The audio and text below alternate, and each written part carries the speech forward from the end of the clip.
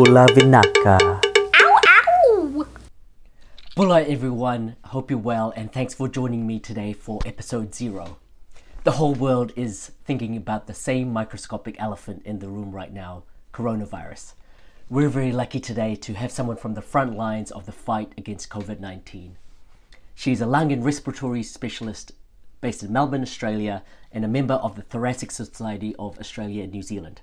She has a medical degree from the University of Auckland, a fellowship of the Royal Australasian College of Physicians, specialist respiratory training at Eastern Health and the Alfred Hospital, an international fellowship in occupational lung disease at Toronto, Western and St. Michael's Hospitals in Toronto, Canada. Born in Fiji, her time abroad in the UK, Africa, Toronto and Australia have provided valuable insights into the environmental influences that lead to the development of lung disease, particularly workplace exposures and allergens. I'm really grateful and excited to have Dr. Shivonne Prasad join us today. Bula, Dr. Prasad, thanks for being with us here today. How are you doing? Doing very well. Thank you for having me. Yes, very excited to have you on since you're right in the midst of what's happening right now in the world. How are you coping? Look, I'm in Australia and we're in a fortunate situation at the moment where we've spent a lot of time preparing. I've been, of course, working throughout and coping pretty well. Our numbers really haven't surged the way we were preparing for. Mm-hmm. So on a professional level, I think I'm very fortunate, the country's very fortunate, and we're sort of bracing for the next step. Right. I understand you've been doing the rounds in the coronavirus wards in Melbourne. What's been the most challenging part of this? Yes. As I mentioned, we've spent a lot of time preparing. So certainly I felt fairly safe on the wards with good protective equipment. And I think the most challenging part is that we're changing our workplace culture. So we're very used to huddling together as teams and discussing our cases and in quite some depth and at close proximity to each other. So we're having to physically distance it at work as well and change those practices that have been very traditional for a long time. So I think that's what we found quite challenging. The donning and doffing of personal protective equipment, of course, is new, but it's not something we've not done before for situations like influenza, and we take that as part of the job. So, I'd say the physical distancing at work has been the most challenging part, and I think we're getting very good at it. Oh, got it. And what's it been like to manage your professional side with your personal life right now, given everyone's affected by this virus? Yeah, well, I guess when this all started, I can't even remember how long ago, several weeks ago, I certainly had a sense of existential dread that life as we know it was over, at least for the foreseeable future. And of course, for a couple of days, I found it very difficult to do anything productive. Mm-hmm. But then after that, I think that my focus on a personal level has been to make sure I'm well rested, that I'm eating healthy food, and that really preparing myself to approach work in a way that I can manage. And then on a professional level, right from the start, I've had very good institutional leadership guiding us towards all the new literature, all the new evidence that's coming through from other countries, so that we can update ourselves on this new emerging disease. And there's been a lot of collaboration also between specialties within our hospital, between ED, ICU, all the medical specialties. So that's been very heartening. And as I said, have very good institutional leadership. Experts in each hospital have got together and made good guidelines for us in changing our work structure and also how to prepare for if cases were to have surged or come to the level that was just manageable by our health system. Got it. As a healthcare professional, how do you tune out, or do you get to tune out at all? Oh, yes, yes, of course. I think that I want to firstly acknowledge in your introduction you were very complimentary. Now, I just want to acknowledge that the frontline workers are probably my colleagues in emergency department and ICU who do shift work, and also junior doctors who do very long hours, not to mention nursing staff and quite importantly cleaning staff as well. So, their hours are somewhat different to mine. As a hospital specialist, I provide a lot of phone advice, but I also go into work for a few hours and do a round, and then, I generally can then go to a clinic or come home. So in that way, I probably do have a lot more downtime than others, and a big part of that I've used to try and keep up to date with what we're learning about this virus in medical journals. But yeah, I tune out like the rest of, I think, everyone else. I watch a bit of television, Netflix. I've been watching the news a lot, as has everybody, but of course you need to tune out from that. So yes, I've been watching Netflix. I've had a bit of a resolution this year anyway to read more books.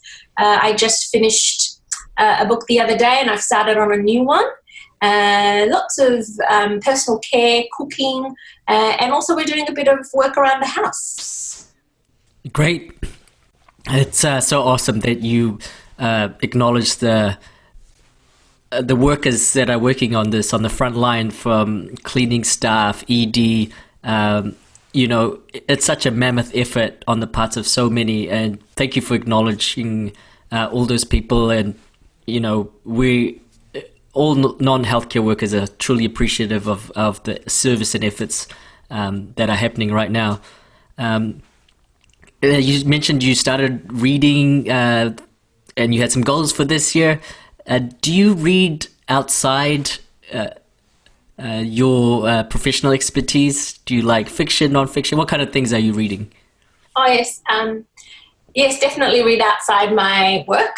And so I think this year I've been drawn to reading books where there are female protagonists. I think that's just what I tend to read. And often books written by women. I read a combination of fiction and non-fiction. My sort of favourite book last year was really Michelle Obama's memoir. It was fantastic. And that really encompassed, it's non-fiction written by a very prominent female. And I'm in the midst of reading *Sapiens*. And in terms of fiction, I've had I think I'm on book number 4 or 5 for the year. So I'm slightly behind. I was hoping to read about 2 books per month. So I've just started Little Fires Everywhere, which I think will be made into a TV series. So yeah, I'm looking forward to finishing that. Yeah, I think that series is out here. Yes, I better read it quick. Yeah. *Sapiens* is a great book. I read that last year, and I don't know how far into it you are, but it gives a real perspective of human life, and how we're just a small part of a big picture. And in some ways, I found it comforting to read that. I think you've got a lot to look forward to in that. I mean, something like the virus is, people are confused and worried, and it's also a good reminder for how small we are. I really enjoyed *Sapiens*, and that really came to mind when this virus struck. I think Yuval Harari has a great article out as well. I think he published for the Financial Times about how governments can take advantage of emergency situations and relax civil liberties, citing the emergency situation, and then once that emergency situation comes to an end, government powers still subsist, and society can forget that those powers were only meant for the emergency situation, but now people find themselves with lesser civil liberties. I really like that author, so I'm glad you're reading that. Yeah. Well, and I think that's that's a very interesting point you make, because I think that's a question that we're grappling with in Australia at the moment, because we've really flattened the curve here. And the next step is how we then get everybody back to something more sustainable in terms of ongoing some level of restriction, but maybe reviving going back to work. And part of that might be a tracking app on our phones.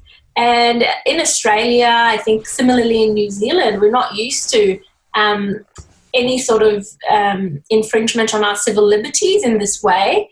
And I think that this sort of measure will need to be very carefully legislated, I think, so that the public has some trust in it. And I don't know what your thoughts are on whether that approach is different in Fiji.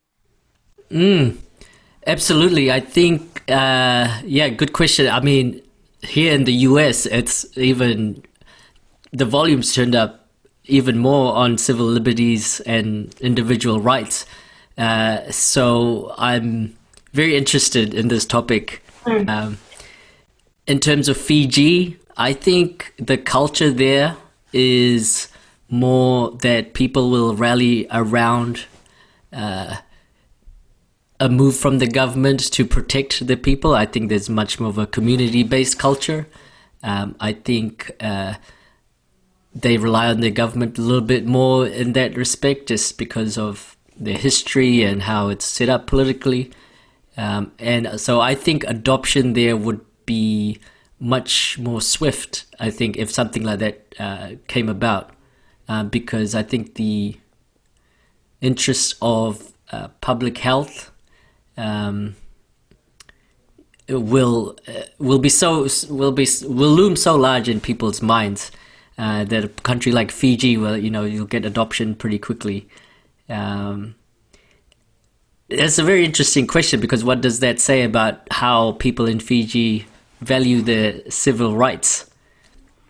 I think Fiji has gone through a lot of upheaval, and a lot of times people have felt powerless to the government, and it's still maturing and growing and learning how to stand. People are learning how to stand on their own feet in terms of standing up for their rights and liberties. And I think I feel like it's a strong. I get a strong sense of that, having lived in the States for a couple of years, and I think Australia as well. They're very big on civil rights, where everything is questioned. Last 3-4 days, there've been protests in the streets here about reopening businesses. So, in an interesting way, that's a sign of a progressive society, where there can be so much friction. At the same time, it can get a little bit, it can leave a bad taste in your mouth sometimes, where some people are debating public health versus individual rights to roam everywhere as they please.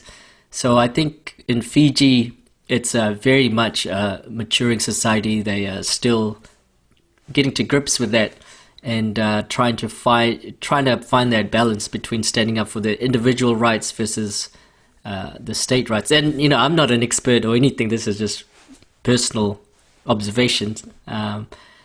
And so a contact tracing app or mechanism would be very interesting in Fiji or anywhere in the Pacific.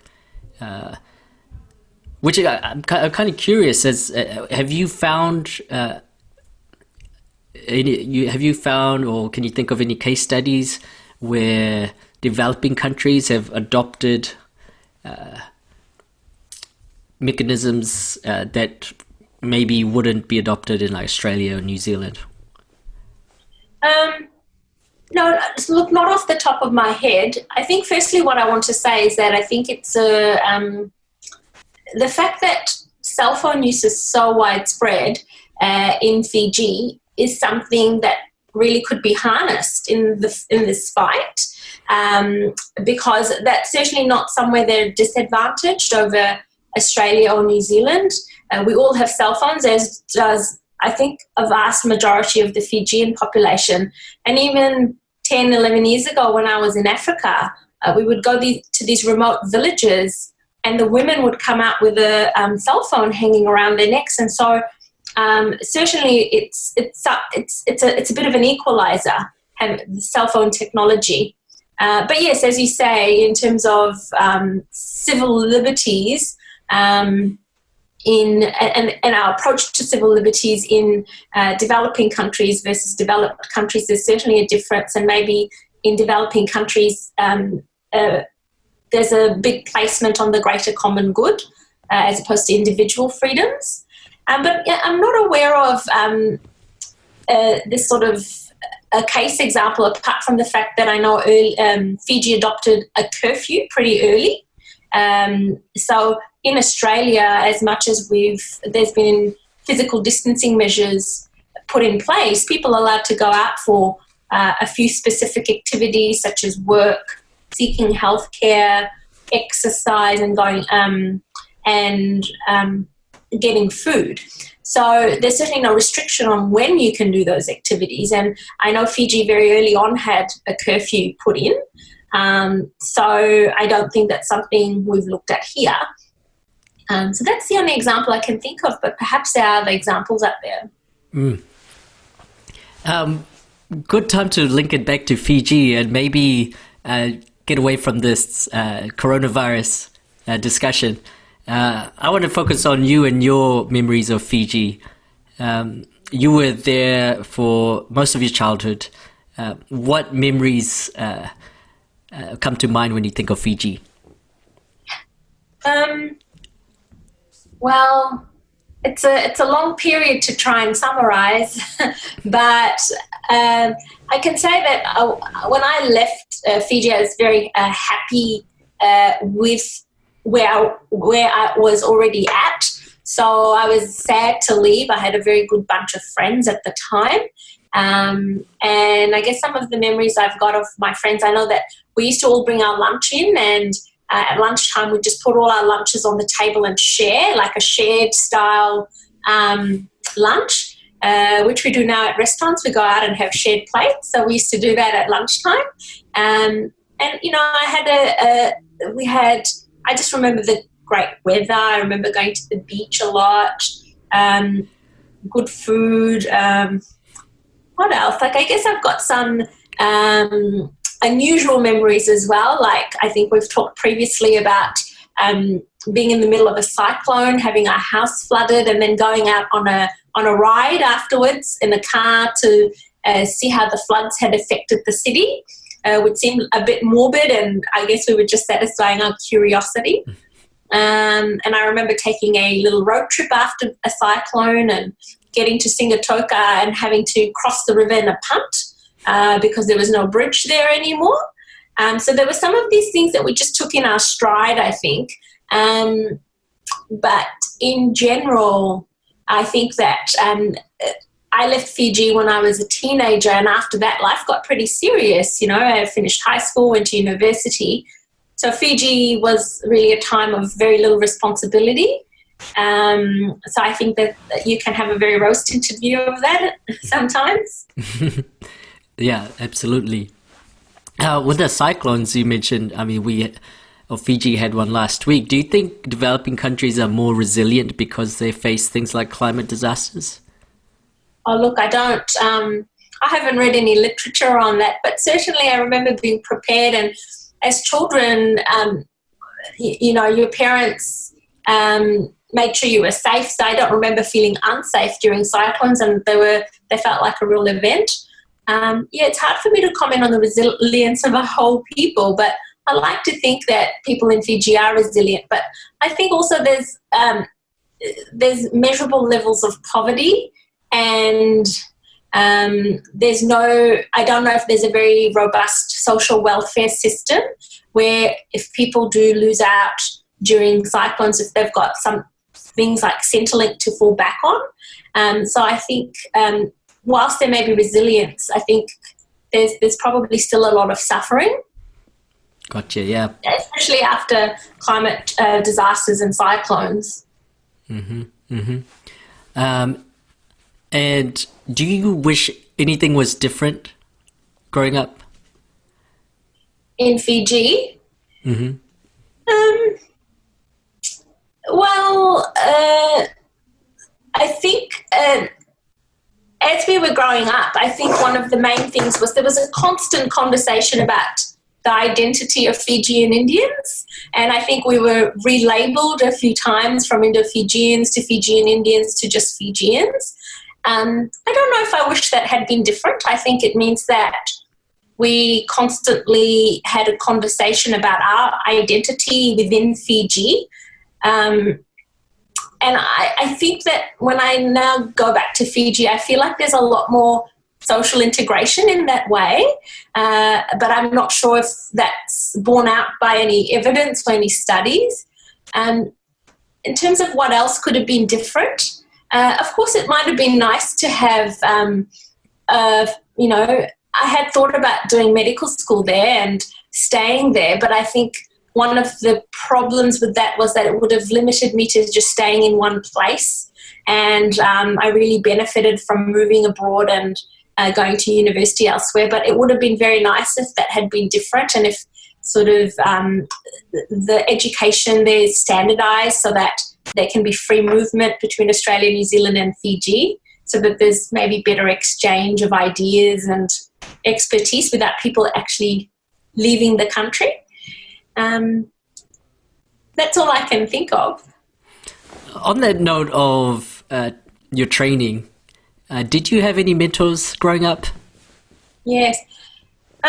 I think for me, the first mentors that I had were my parents. They were both working individuals, and they both came from very working class or farming backgrounds, and were very pro-education. And for all of us, clearly I grew up in a family with 2 boys and a girl, and we had the same expectations across the board for all of us.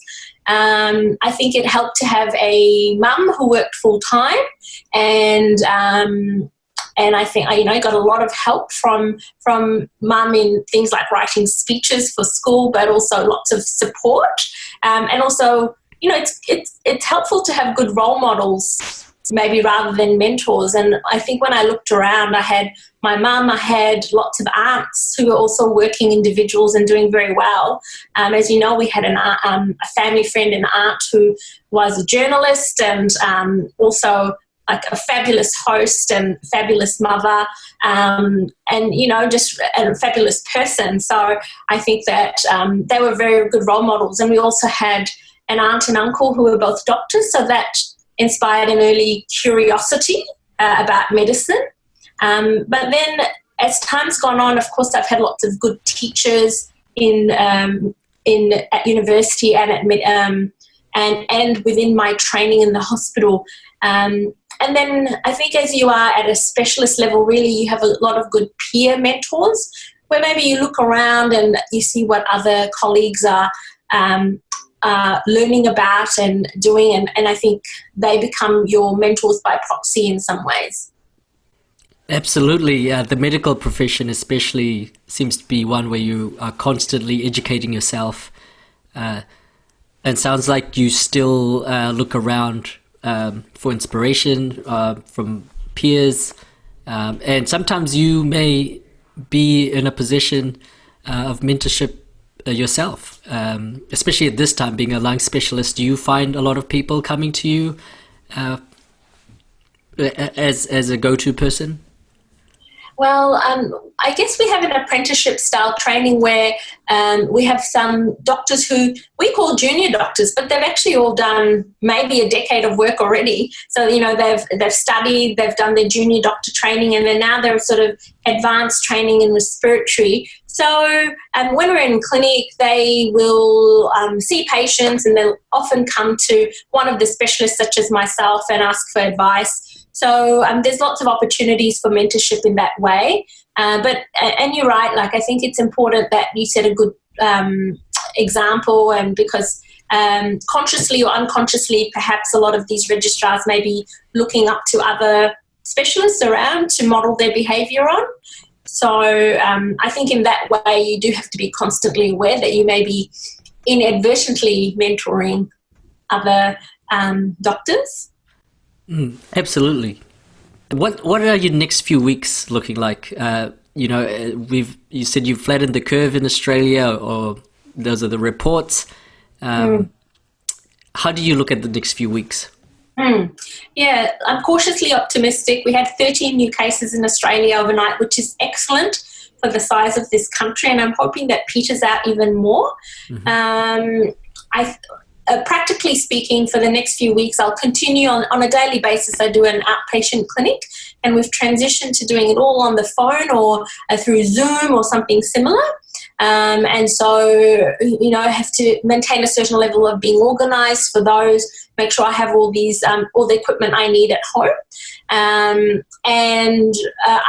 will be working some weekends in the hospital, and I'm hoping that the numbers stay manageable and low, which is thankfully because people are staying at home, that's been the case.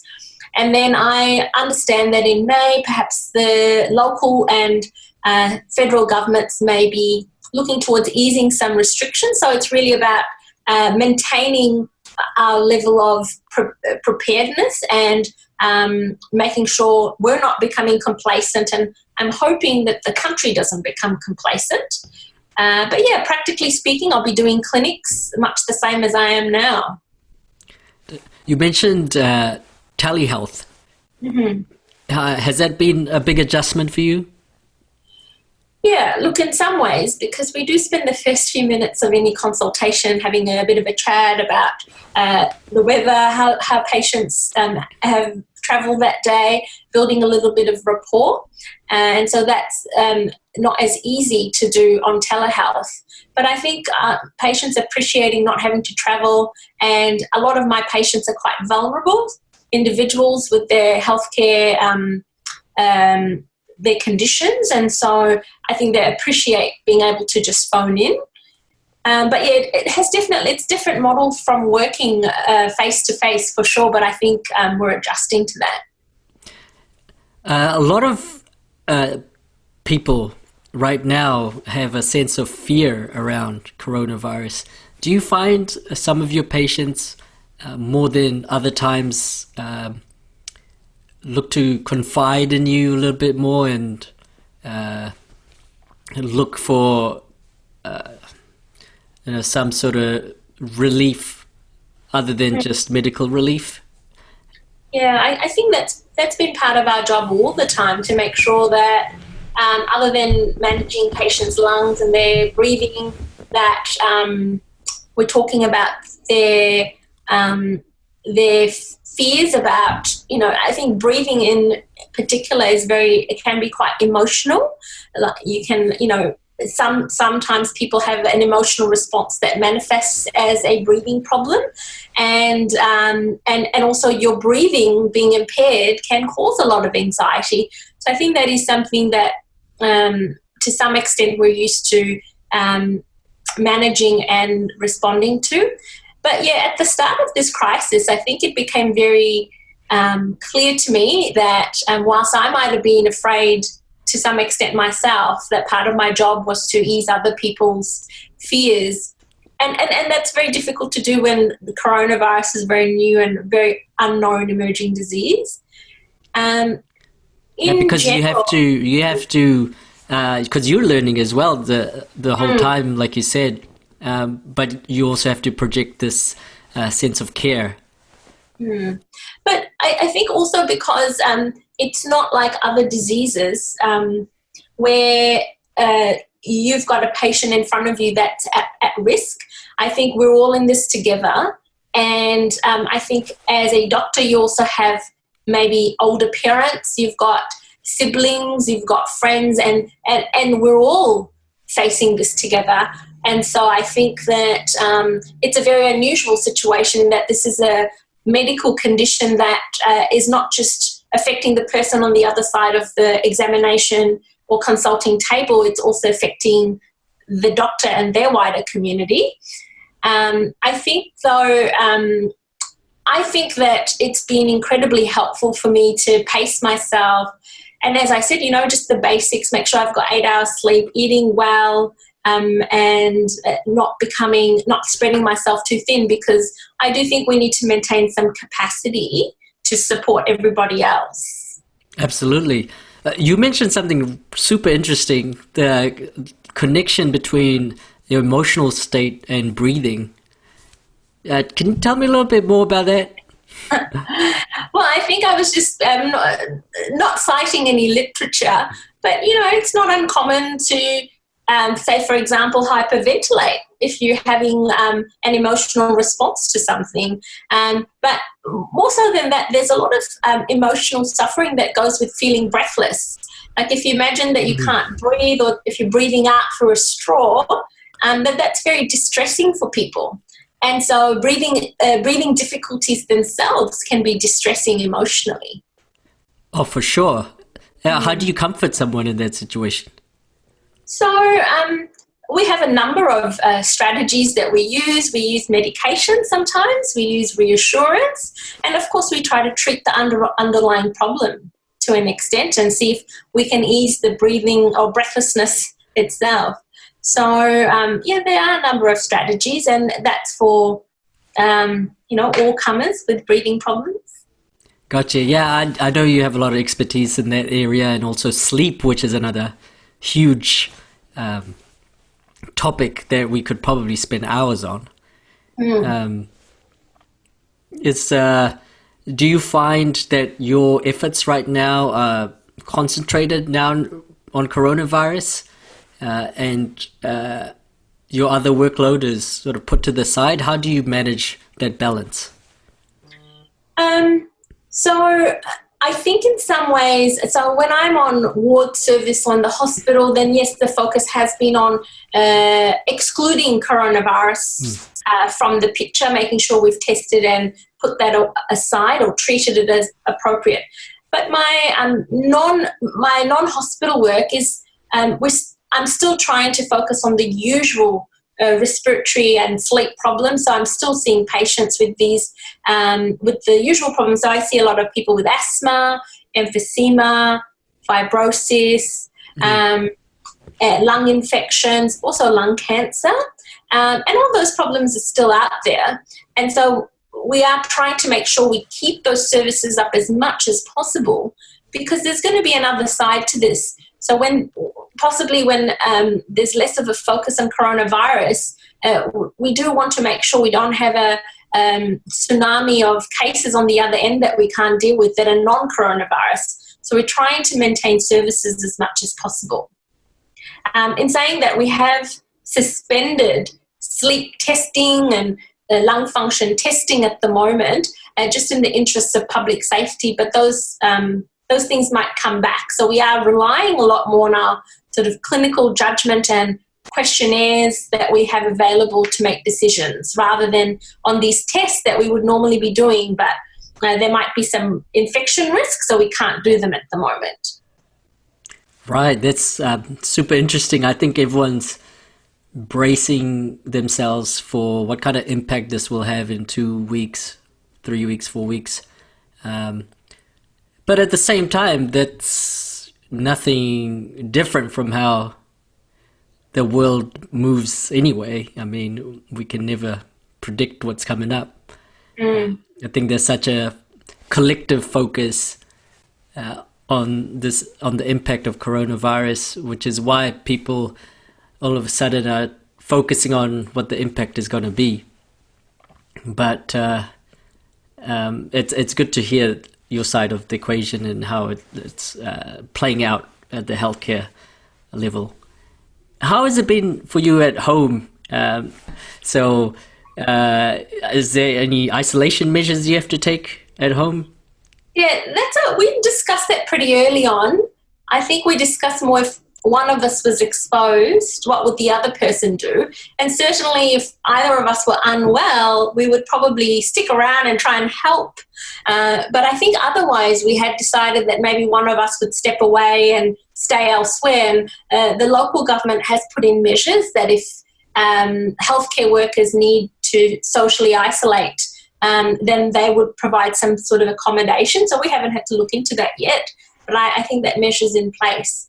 My partner's in the surgical field, and elective surgeries were one of the first things that were deprioritised just so that healthcare resources could be freed up in case of a surge in coronavirus cases. And only the government is actually meeting today to review that. So that means that I've had a partner around more at home so that he can fix more things around the house, but has still been doing the regular on-call and things. But one of the other things that affected us, of course, was that my partner was about to do exams in August, and those were all cancelled because of safety concerns. And so I think, like many other professional fields, there's been a lot of disruption to workflow. And in the case of medical training, there's been a lot of disruption to exams. So I think we're looking at junior doctors doing a little bit more time, 6 to 12 months of extra training, so that they can complete all these requirements. Gotcha. And since coronavirus has come, how's the dynamic been in terms of now you have some sort of, I don't want to say celebrity status, but you are in the field that the whole world is thinking about right now. Does your partner come and ask you a million questions now? Look, not really. Maybe at the start there was, I think I had a more, I don't know if it comes from my Fijian background, but right from the start I was very much wanting to prepare and making sure that we had hygiene measures. For example, right from the start we left our work shoes and clothes at the front of the door, and made sure we had a shower right after work, didn't bring anything in. So I think that I set the tone in that way. But other than that, I think that I haven't felt in the spotlight so much because there's so many very good experts in the country and in the world who are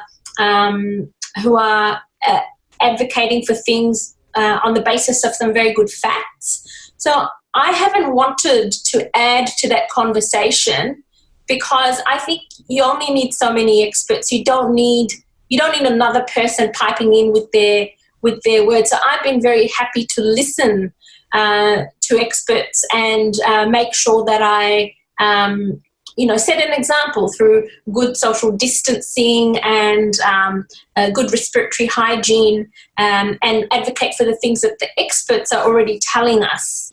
So, yeah, and so there's really some very good guidance from the government here, from the World Health Organization, and also from there's good information in medical journals, and from the LSHTM, which is the London School of Hygiene and Tropical Medicine, where I did a diploma many years ago. So I've been leaning on those experts more and redirecting people to those resources. Because I'm certainly not a public health expert, as much as, I hope that I do propagate good public health ideas from others. No, absolutely. That's a really good point you raised there.